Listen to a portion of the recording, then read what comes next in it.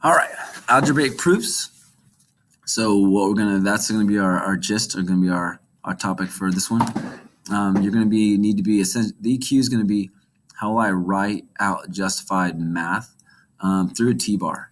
So what we're gonna do is review from algebra 1. You'll see this T-bar here in blue. The algebra is gonna go on the left side. The justified reasons, so your explanations, are gonna go on the right side of the T-bar. So that's all we're doing. Justified math called algebraic proofs through a T-bar. All right, let's look at the recipe here. So those are the steps on how to do it. Sometimes you're going to have to draw a T-bar if not one is present. This first example, you'll notice that one is present. Sometimes if it's not algebra, check to see if there's a formula that can help us out. So in geometry, there's a lot of pictures. Should trigger a formula, so that would be a good place to step forward with that. The other thing, the last step, it says solve algebra with your justified reasons. So let's look at some of the options for the reasons here. So I have a list going on here. So this would be ones that you could probably pull from. Most of them are here. You'll notice that the first one there, the first four are operations. So we have addition, subtraction, multiplication, division. So that's if you add to both sides of the equation, addition, you subtract from both sides, it's going to be subtraction, and multiplication, division, and so forth. The most important part there is that you do the operation on both sides of the equal side, and that would be the justification for that step. Substitution. So remember, if we have a equals 3, and then when you plug in 3 for the a, then you have 2 times 3 is 6. 6 minus 6 is 0. So substitution, where you substitute in a variable for it. Review from algebra 1 there. You have distributive property, 3 magical words for that one, and that is multiply each term. Symmetric, think of it as a balanced scale, like the old-timey scales where you have you balancing the weight. That, if you notice right under it says A times B is equal to B times A. So order doesn't matter there, as long as you have the same amount on each side of the equal sign. Reflexive property, so think of it as the mirror. So if you have 4x on one side, then you see itself cross the equal sign, it is 4x. If the transitive property about building bridges, and let's look at this example here. So if you have angle A is congruent to angle B, and angle B is congruent to angle C, then angle A is congruent to C. So what we did there is that we went from A to 3, we went from angle A to angle C, built a bridge through angle B. So that would be an example of like the transitive property.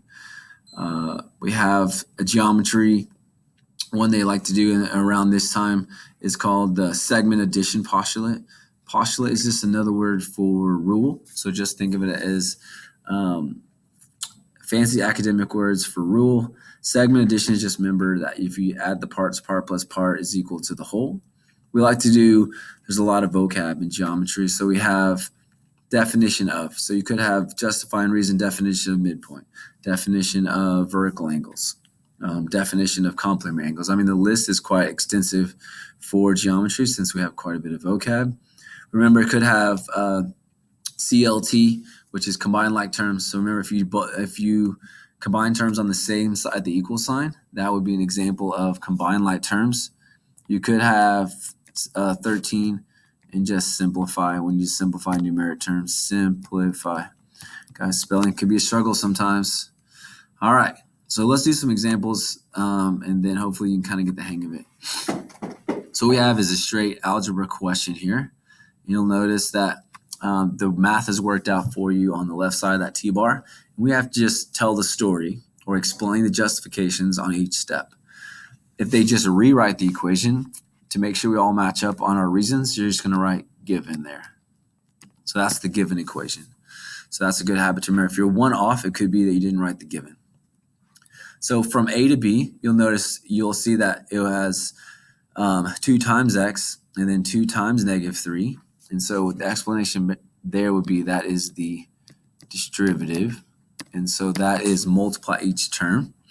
You notice from B to C, they do plus 6, and if you do it to both sides, the equal sign, that would be the addition property. And you'll notice that if we divide by 2, that would be the division property. So that was a little 3-step algebra 1. We distributed, we added, we divided, and there we go. See how quick that was. So here's the geometry one. So we have a special pair of angles here, and that is, if you look at it, that these 2x and 42, if we add those together, that you notice that the right angle box there in red, it has 90 degrees. We actually call that special pair of angles complementary angles. So what we can do is that we can set up this equation 2x plus 42 is equal to 90. Our justifying reasons would be definition of, and I'm just going to abbreviate, and it's going to say just complementary angles. So you can spell it out there. And from there, it's going to be, you'll notice that we just do our algebra 1. Minus 42 minus 42.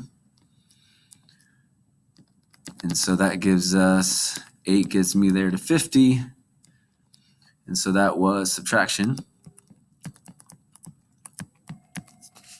Next thing we're going to do is undo algebra. We always do the opposite. Opposite multiplication is division.